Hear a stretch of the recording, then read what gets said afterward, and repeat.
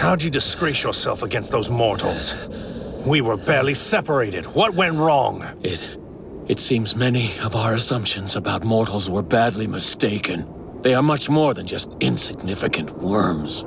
If we're not careful, our dream of utopia is going to be ruined before it's even begun. Very well. No more games or half-measures. Because these insolent mortals continue to defy and profane us, we will reveal to them the ultimate power of the gods. It's time to show them divine perfection made whole. You pathetic lowly mortals. Show your reverence and bow down before our splendor. Good God, they wouldn't dare! So this is your move.